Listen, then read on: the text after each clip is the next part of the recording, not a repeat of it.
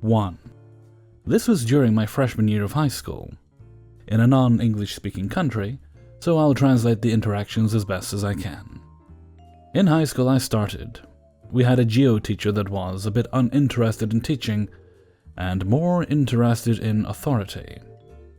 She was a woman in her early 30s and liked to dress up, so it could be from the lack of respect she got from the administration, or her trying to earn respect from class, but nonetheless, she started the issue. So we're all freshmen. Rowdy kids that are even more energetic because the school holiday is coming up, and the weather is not good enough to burn out our energy outside. Of course, during some rough playing with the boys, the teacher's desk gets pushed a little and looks unevenly placed. The bell rings, she enters and immediately makes a fuss. Who pushed this table? We, being freshmen and a bit worried about her screeching tone, just stay silent and look at each other, waiting. This sets her off even more as she keeps yelling over and over again about who pushed it. Then ordered one of the kids sitting in front to fix it. She then makes a show of pulling out baby wipes and wiping the desk and chair and adjusting her seat. Mind you, these are fixed rooms for classes with teachers switching between rooms for each lesson, so she's only here for 40 minutes. After spending 15 minutes of this while constantly making offhand remarks and lacing them with insults at us, she finally sits and we're still waiting. She just pulls out a book, checks the schedule and says, "Well, we were supposed to go over the time zones, but as I can see that you kids are not respecting your teacher enough and have so much use of your techs," she meant the funny blooper video we were watching on the smartboard when she entered, "I am not teaching you. Let's see how much your techs can teach you since you respect it so much." If we were just exchanging glances, now we were having full-on conversations with our eyes between each other. But still, she demanded someone write a question as she told to the board. I still remember it clearly. It was someone winning an award in West Coast of the US. So if they were to get a plane from here at 8 p.m., how much time would they have until 8 p.m. the next day to be at the award show? She never gave any info, no matter how the good and respected students asked about the time zone of the West Coast and everything. She even went as far as giving us all 0 in our participation grade, which was 20% of our overall grade. Me being me, I took her technology jab to heart and began to work. I asked one of the classmates sitting in front of me for his phone to make some quick Google searches. Then got both the time zones and figured out the answer. Then he posted the answer in group chat, people who didn't have smartphones getting the answer from people behind or sitting next to them. In 10 minutes, we all had the answers, and we were just waiting for her to put away the book. Finally, as we hit the last 5 minutes mark of the class, she demanded the answer. My hand was immediately up, eyes filled with gleam as she basically threw the chalk my way and barked at me to solve it and explain. I was going into great detail, explaining in 2 different time zones, one just basing the flight time to take off city and the other through the West Coast, even giving an estimate on the flight time and producing them all on board. And all of that, even with my small writing, I filled that board entirely and was covered in chalk dust across my arms. I was small, so I needed to reach high to press the board a lot. When finished, she was just watching me silently with mouth agape, and I just put the dust-covered chalk to the desk and asked for a wipe with my most innocent act. You can bet that I made extra effort to pass dust on her hands while taking that wipe. Only after I was seated back that she spoke up and asked how I did it. I just said, "Technology is indeed a good teacher, ma'am." She turned into a normal teacher and was almost enjoyable by the end of the year there, and would even ask about how I was doing when I transferred at the end of the year, and still dropped by after my school to see my friends there. 2. A few years ago, I had a 9-to-5 salaried job with overtime pay. I'm living in Europe, and in my country, this is the standard. The job was okay, and the colleagues and the working environment were nice. Even my boss was competent and nice. My office had a fluid attendance where we only had to be there during the core times, 10 a.m. to 2 p.m. But we could work whenever we wanted to, as long as we did our 38.5 hours a week. Me not being a morning person led to me regularly coming in shortly before 10 a.m. Therefore, I had to stay later, no problem, because during the core time I could still talk about important things with others, and in the evening I just wrote emails. I always did my work and got no complaints. My boss, on the other hand, was a lark, and was there at 7:45 sharp every day. One of my jobs was being an assistant to her for many little things, but it had clear limitations, so it was more like a general assistance to my small department. And even though she knew I would come in ready to work at 10 a.m., she called me several times a week at 9 a.m. on my way to work to talk about the plans for the day. Those calls would last between 15 to 25 minutes and were like a stand-up meeting. Only she was drinking her coffee and I was not really awake. No worries, I used public transport. She started with this only after I was several months in, and it got worse over time, until she called me every single day on my way to work, while I actually wanted to read my books and slowly ease myself into a working mode. It got so bad that I always wore my headset, so my arm wouldn't get tired while phoning. Over the months, I tried several times to raise her awareness that I did not actually like this, and that it maybe could wait until I got there, but she never understood, and called them just a jour fixe.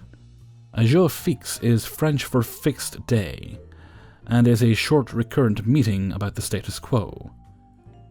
Team members report how far they are and what their next job is. Maybe I was too friendly about it, but I learned from the experience with previous bosses that they are not happy about criticism. When I tried to leave a little earlier because of the extra time in the morning, she got wind of that and told me to work my full hours, because those jour fixes were just phone calls. Then I tried to roll my cadaver out of bed earlier, so the call at 9 a.m. would count as work time. But I was groggy all day, and it hurt my productivity. And I swear to God, after a week she called me even earlier, again on my way to work. When I tried to send her to the mailbox, she called me several times, as if it was an emergency, just to talk about the plans of the day, and mainly her agenda, and some to-dos for me too, which I already knew about. I just gave up, and it still wrecked my nerves, until one day I had an actual important question that could not wait. But she was already gone for the day. I wrote an email, she did not answer for an hour, and then I once called her in her time off, because this thing really needed to be done on that day. It was quite short, but she ended the call with, "Just for the future, I don't like to be called during my time off, so please ask me while I am still at work." Okay, thanks, bye. That was it. From that day on, I wrote up those calls as working time. We logged our time in Excel sheets I had to convert into the appropriate salary forms at the end of the month, so she did not see them. I had an hour a week overtime extra, so at least I got paid for that. Then, at the end of the next month, I had several days on which I worked longer than the legally allowed maximum work hours per day. I filled out the forms at the end of the month, having several days in red, and sent them off to HR. They knew this was a problem because the fines are quite hefty if the Bureau of Finances saw that. Firstly, they asked me what those irregular times each morning were, and told me to answer my emails in the office, so this would not happen again. When I told them what those weird times were and what I tried, they became very polite and ended the call pretty soon. During the call the next morning, she even mentioned her meeting with HR, but she guessed it was just about some new laws. She came back from the meeting red in the face. HR seemed to have ripped her a new one. She sheepishly asked me if those calls were really such a hassle for me, and finally listened when I told her that I am quite groggy in the morning, and that an email would suffice because I generally know my to-dos. If she wanted a jour fixe, I would happily do so while being at work and having coffee too. To end this on a happy note, we got along nicely after that, and I could talk a little bit more open with her. She still liked her jour fixes, but we did them at 10 a.m. when I arrived at work and was actually awake. 3. Our junior high dress code was a pain. Most teachers didn't care so long as kids weren't distracting. The principal of the junior high, however, insisted on enforcing every single rule. A friend of mine wore a long-sleeved shirt under a tank top. The principal insisted she couldn't wear the tank top because tank tops were against the dress code. But she couldn't take off the tank top because her shirt was slightly see-through. Another violation. Instead of allowing her to simply wear the tank over her long-sleeved shirt, she sent her home. I decided this wouldn't stand. I studied every rule in the dress code to prove how stupid it was. I started off small and worked my way up. No open-toed sandals, this one was easy. I wore open-toed heels. Nothing in the rules against high heels, and the open-toed rule only applied to sandals, the way it was written. Skirts must be tucked into pants. Belts must be worn through belt loops. Knocked out 2 here by wearing a skirt.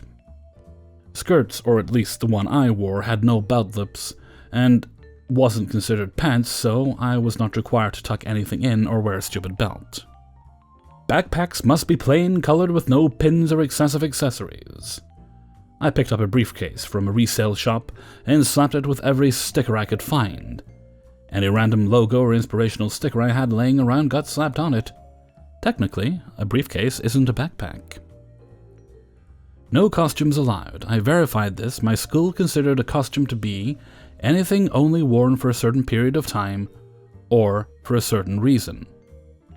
If you wore it all day, it was an outfit, not a costume.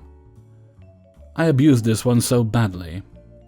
Once a week, I dressed up as a lawyer, a clown, a hippie, a Shakespearean actor, a superhero, a cameraman, etc., complete of course with as many accessories as I could handle. So long as I never took them off, this made gym class interesting, they weren't considered part of a costume. I ended up letting kids pick out what I would dress as each week.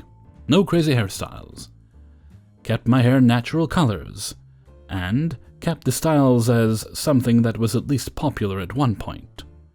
Beehive took forever, but that was the most satisfying. Bonus points if I could find pictures of adults who were still wearing their hair like that currently. Shirts are not allowed to have logos or print, only patterns and consistent designs. Consistent designs was my loophole here. No print, fine, but consistent print made specifically to look like a design? At this point, the principal was going mad, and she didn't let this one slide. She insisted I change, which I expected. Gym shorts must reach students' knees or as long as their fingertips. Guess whose fingertips reach about 3 below her butt? Me. I went from wearing a shirt that said "bite me" all over it to an outfit that included short shorts. But my shorts were still longer than my fingers. I even offered to change back to my other clothes. At this point in the year, we were almost done with school. Other kids were following my lead, and we were driving the principal mad. I decided to kick it up a bit further. I attacked what should have been the most basic rules. No sunglasses. Rose-colored glasses aren't considered sunglasses because you can easily see through them. Still, the principal jerked them off my face and insisted I wouldn't get them back until the end of the day. No tank tops. I wore a dress with spaghetti straps. It wasn't a shirt, so I wasn't breaking a rule. Belts must be plain with no dangerous materials. Plain it must be, so plain I wore. I wore a shoestring as a belt. I wore a braided yarn string as a belt. I even wore a spandex band sewn to my pants as a belt. No Crocs. Crocs are not the only rubber shoe, my friends. I found every off-brand Croc I could get a hold of. Finally, at the end of the year, I wore one of my most outrageous outfits. I wore a see-through dress, think bathing suit cover-up, over leggings and a shirt that barely classified as a t-shirt. I wore shoes with a 4-inch cork heel. I had on fake glasses, no lenses, and a 4-inch wide headband. I wore bangles up to my elbows and anklets on each foot. I had a box to carry my books in that was decorated with blinking battery-powered fairy lights. I walked right up to the principal, gave her a smile. Kids paused to see what would happen. I waited to see what she would say. We'd had this conversation all year.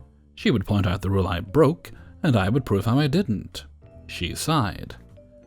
Fine, but if even one teacher says you're distracting to the class, you change clothes.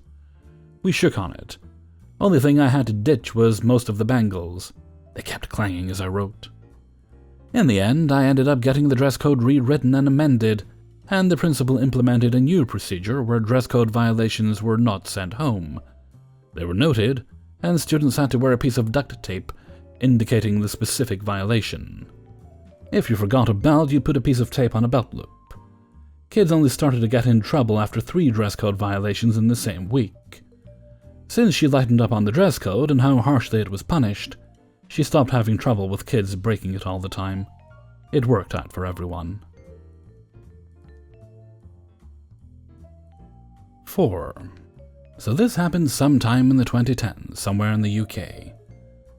I worked for a medium-sized PLC in a small team that worked with the sales department getting quotes. I had previously worked in another team in a different department in the same company as well.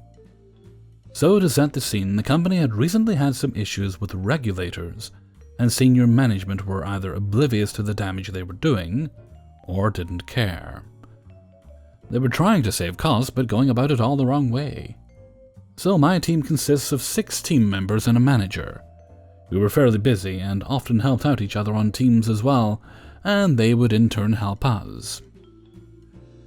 So we were called into a meeting without warning, and told that due to declining work tickets they were laying 2 of us off. They did say 2 people were safe, the manager and his sidekick. They made us reapply for our jobs, including doing a test, following the letter of the law on redundancy, which had nothing to do with our roles. It also became apparent during the process that the company flat out lied, or at the very minimum, manipulated the data used to come up with their conclusion of falling ticket numbers. They dropped by 13 from year 1 to year 3. Bear in mind, it was a total of several thousand tickets a year. In the end, the company carried on and 2 team members were removed and made redundant, one of whom took a golden handshake, the other sued the company for various things, not really worth mentioning here, and won. After the dust settled, it also became apparent the manager secured his sidekick's position, despite him being the worst member of the team in terms of work done and work quality. So in the weeks after, the entire team were too busy to help other teams, who then stopped helping us, so a huge backlog of tickets also built up. We also got threatened with disciplinary proceedings if our backlog didn't come down, but was also refused any overtime. During the process, we had also been admonished for skipping steps and getting quotes, steps that often took a significant amount of time and served no purpose. So me and 2 others remaining, not including Sidekick, who had his nose so far up manager's rear end it came out of his mouth, decided to do everything by the book down to every last bullet point. This made the backlog of work even worse, but they couldn't say anything. One week, we had another meeting with HR, the sales director, and our manager to discuss the issues. We all calmly said we're sorry, but we have to follow the guidelines and rules laid down, and this is as fast as we can work. We were also asked to start helping out the other teams again, as we should be team players. Again, we said, we're sorry, but we can't. Our workload is too high, and it's also not in our contracts that we have to do other teams' work. This went on for several months, and the management still refused to believe we were overworked. When it was time for holidays, we realized they hadn't changed the amount of people allowed off from 3. So we all booked holidays. They both went abroad, and I decided to visit family at the other end of the UK. Of course, when manager realized a week before, he went nuts, and another meeting with HR was called. We all calmly said sorry, but we checked the rules for our team, and 3 people out of 4, manager could do what he likes, can be off at any one time. And again stood our ground, and we all went on leave for 2 weeks each. This caused even more chaos at work, as you can imagine. The sales director, after this, hatched a plan to get the Indian teams — we had offices in India and other offshore places — to be trained up by us and to help us. However, they demanded we fly out to spend weeks there training them. Again, we all refused, as it's not in our contracts to be trainers, or to have to work abroad.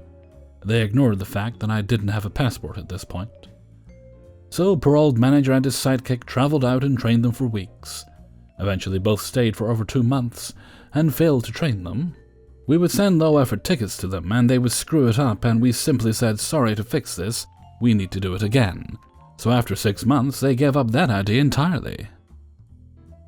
After around a year or so of this — I'm being deliberately vague on timing, so please don't ask about it — we all decided to seek other employment having found we could all not trust the company or manager anymore, and we all found roles elsewhere within a week of each other, so all handed our 4-week notices again to the letter of our employment contracts, and were due to all leave on the same day. Now, the female member of the team, who was a very learned person, and she revealed in our contracts any documentation we create as ours, and we can do with it how we wish when we leave, so we hatch a plan. In the final week we were there, we move all our digital stuff to one location, including all my manuals and the cheat sheets for my previous team. They both did the same with their previous positions within the company. On our final day, we bring in our own external drives, and with IT's help, download and removed all documentation and deleted the copies on the company systems. We all said our goodbyes, and at the end of the day, quite happily told our manager what we had done. He exploded and demanded it back, and we calmly tell him, not according to the letter of our contracts, this, waving the drives at him, is ours, and we choose to remove it with us. We were later told by friends who remained that the sales director had a fit because now no one was doing quotes for him. Gladly, we all have had great new places, and keep in touch. 5. So this takes place in South Africa, and there is an insurance and investment company that we will call Green Grubber that is notorious for not paying out on funeral policies. One such victim, Precious, was being given the runaround by Green Grubber. Her uncle Obed had been badly beaten at a shebeen, an illegal bar, and in his injured state managed to walk to the police station to report the incident. At the police station, he had a seizure, and they thought he was a mental patient and did nothing. Later on in the day, a farmer had pity on Obed and took him to the local government hospital. Obed waited outside in the pouring rain as no one was available to attend to his wounds. Finally, he was admitted into the casualty ward, whereby he succumbed to his injuries. Obed had a funeral policy with Green Grubber for 30,000 rand. That's about $1,852.32, paid for by his niece, Precious, who was unemployed and relied on government grants. The monthly premiums were 232 rand, about $14.17, were up to date, and had never been in arrears. However, when it came time for her to claim on the policy, she was given no end of uphill. She had been to their offices numerous times, only to be turned away with the excuse that it is still under assessment, and living on a rural farmstead, it's neither cheap nor easy to travel to the city, 83 kilometers or 52 miles, having to take a minimum of 4 minibus taxis for a round trip.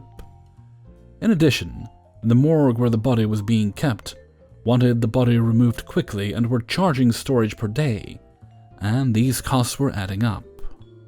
Being unable to afford a lawyer and not being savvy on how to navigate the legal system on her own, she took matters into her own hands and did something that has worked since time immemorial: public shaming. Precious removed her uncle's corpse from the morgue, who released it, no questions asked. Glad to be finally rid of the body, Precious then hired a vehicle and had the body transported to the Green Grubber offices, hauled the body out of the vehicle, and left in the center of the building for all to see. Precious then started talking loudly, explaining her experience with Green Grubber to everyone within earshot.